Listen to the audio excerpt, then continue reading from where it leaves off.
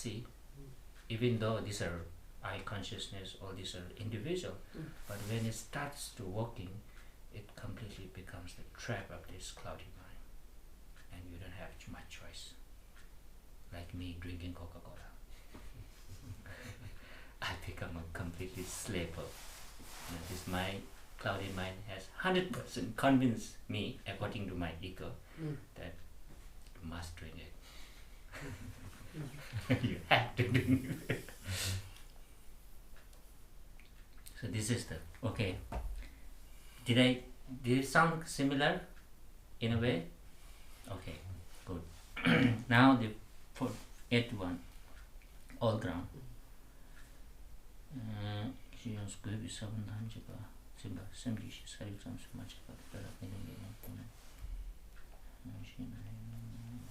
Okay, so there's a all ground, which is like a basis. It keeps all this information, and then it has again the two parts. One is more like a seed like, and one is more like result ripening like.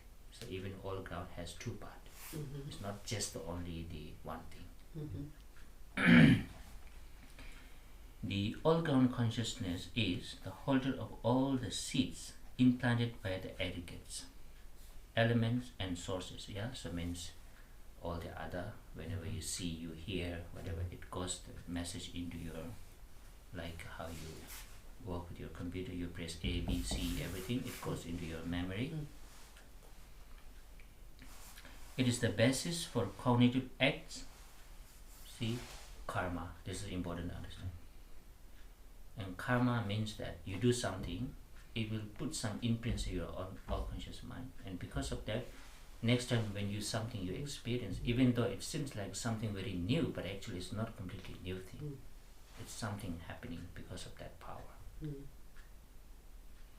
Like if you push a button on your computer, it seems like you push it and it just pop up on your screen, yeah. But in reality, the memory is already in there. You know, the pushing was just a condition. So this is the karma.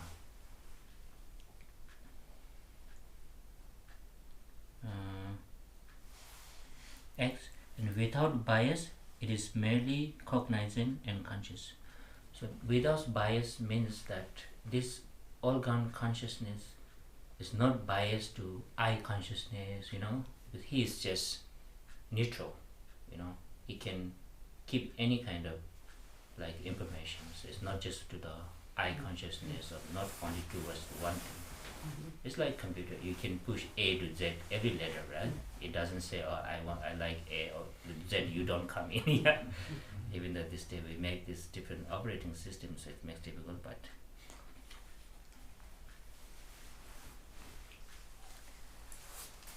so due to the fact of being merely the seed for environment, sense object and a body to appear, it is also called all ground and perpetuating consciousness. Yeah, so sometimes we give different names. Since whatever is experienced as an environment, sense object and a body is merely the all ground consciousness appearing as that, just like a dream experience, it is also called all ground of maturation.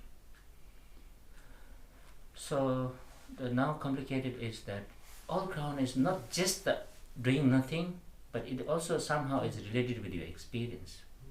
But it doesn't work as in this obvious consciousness, it works as almost in the background of that. You know?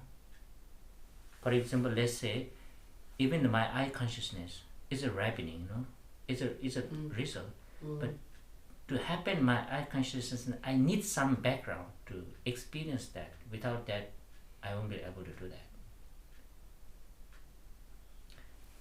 So in a way, you can say that it's like anyway, yeah, maybe there's.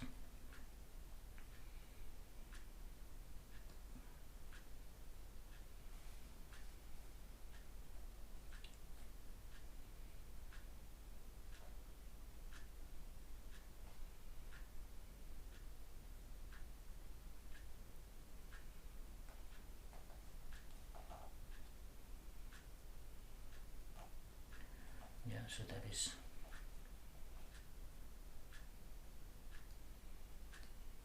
this is also one good thing I need to know at the end.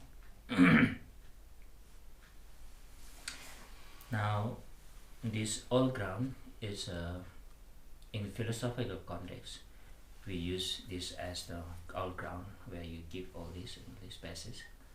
But then, if you look at from the higher point of view, such as in Dzogchen and Mahamudra, we also use the word all ground. But at that level, we are talking about this very, not the conceptual all ground. We are talking about the fundamental, the clarity aspects of our mind, which is very pure, not like this functioning all ground. So that's all ground in terms of Mahamudra and Mahasandhi, and there's an all ground according to the philosophical way, Abhidharma.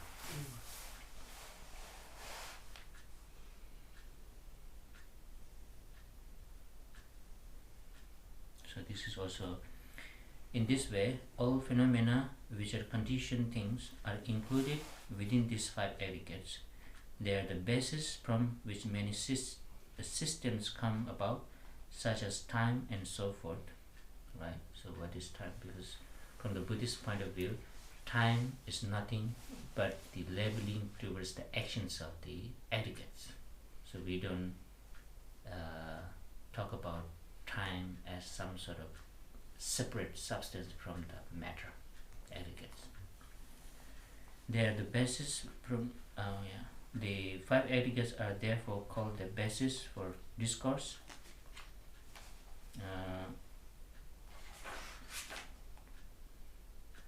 Time, the basis for renunciation, and the basis for the cause. They are also called the world, the ground of beliefs and existence. So this is trying to say that whole the samsara, our experiences, our conversations, our liberations is based on this me, right? In a way, not knowing, and then from there I, my, me, my experience, so that's why this becomes like the foundation of all this samsara and nirvana as well. So that's what we were talking about at the beginning, that 4 noble truths, you can just look at in the 5 aggregates and see how the 4 noble truths is. That's why. And this is one reason why Buddha taught, he encouraged you to analyze whole world in the 5 aggregates.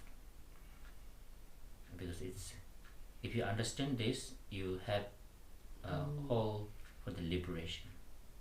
That's the point. Because we are not wanted to become like a scientist or anything like that, but we wanted to become liberated. And to do that, this me, this I, or these 5 aggregates is the me. So you have to study that. So that was the whole point. If you confused about that, then whole story starts samsara.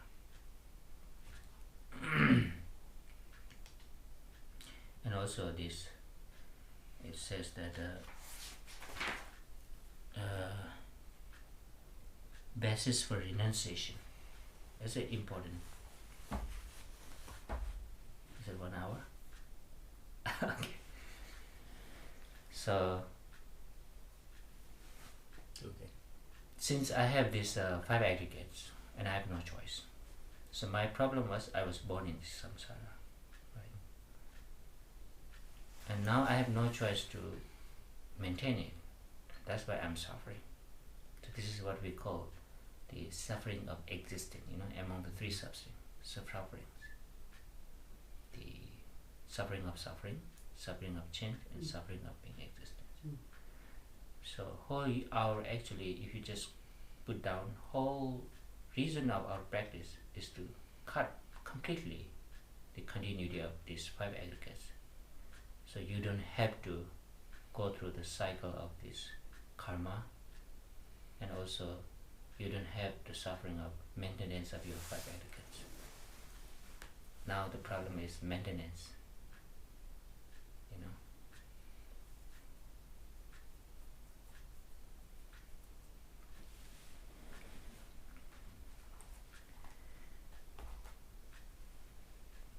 Yeah, so I think I will stop here. Can I ask a question? Yes, sure. You just said the Buddha said the aggregates are the same as our outer circumstances, or there's some link to our outer circumstances, something, or outer phenomena? Did I read here? No, What I did don't you think say? so. I think you said. That's why, and that you were talking about the Four Noble Truths and the 16, Mm-hmm. but you said that the Buddha said you should know them, that they're the same as, or some links to the outer world, something like that. Sorry, I didn't. Did anybody else see that? Right. No, I think maybe I was saying that if you understand your 5 aggregates, and you will also understand the outer world.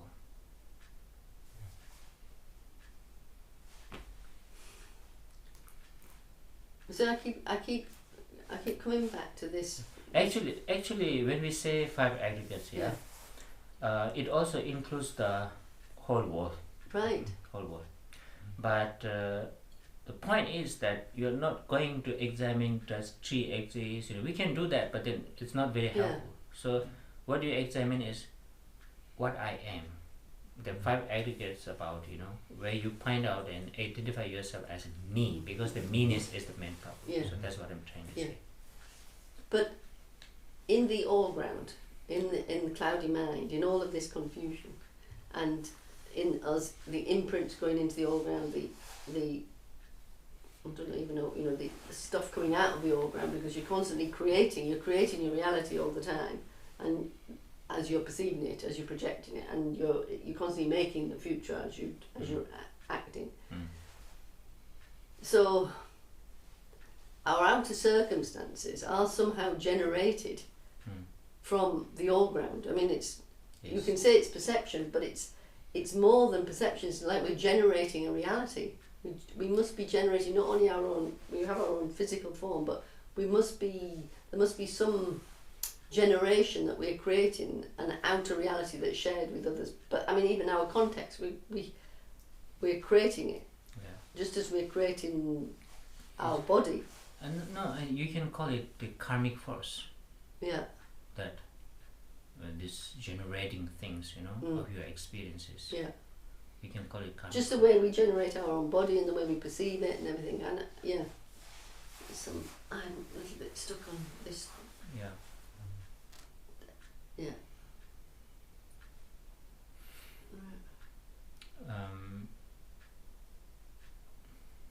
Because sometimes when we think about the all-ground consciousness, it seems like the samsara would be endless, you know, because every time you do something, you're printing. But not necessarily. The thing is that you have a positive imprints and you have negative imprints, okay? So what you can do things that this negative imprints, positive imprints, the more you do this, and this negative imprints becomes less and less, but still you have a positive imprints, and it goes one cycle in a way and becomes a printless. Does it make sense? Yeah. Negative against the positive, positive to, we call it non-duality. Yeah. Do you remember the I think Sarao says that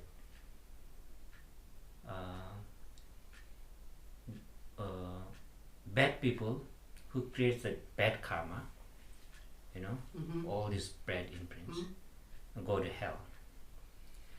Good people creates the good karma and go to heaven. But you still have a karma, good karma, bad karma, you know, are still in the loop. Yeah. Wise one eliminates all the karma, becomes awakened. Yeah. So he doesn't into this loop of karma. So it's not endless, even though. So how do you have to transform this bad imprints into good imprints, and then go to the imprintless. This is how you do. This is exactly why we do prostration. It is karma, yeah, but it's good karma. Yeah. You know.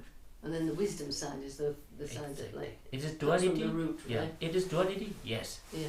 But it's a good duality. Yeah. Yeah. Because otherwise, like you say, if you just have to move from this karma, bad karma, to karmaless, it's impossible because we cannot do anything. It's how we do that, you know. We cannot jump. So this path of accumulation is like creating a good karma. Still karma, duality, but good karma. And then when you have good karma, again the good thing is the good karma, more you do, the less it becomes. Yeah. You know, isn't it in science, the more you go the speed, it's something kind of like that. So that's why sometimes you remember when Lama says, oh, my realization is not happening, it's okay, you just do 1000 prostration, yeah? How does that work? You know, I need the wisdom, and you're telling me to do the prostration. So see, this is exactly. Yeah. You create a lot of good karma, it will slow down, and this milky mind, not milky, cloudy mind becomes confident, and wisdom arises. Yeah. No.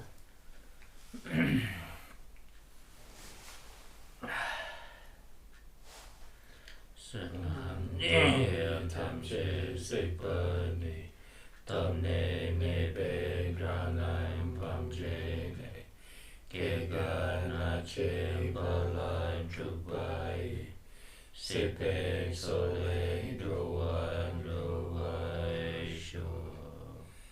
By this merit may all attain omniscience, may it defeat the enemy wrongdoing, from the stormy waves of birth, old age, sickness, and death, from the ocean of samsara may I free all beings.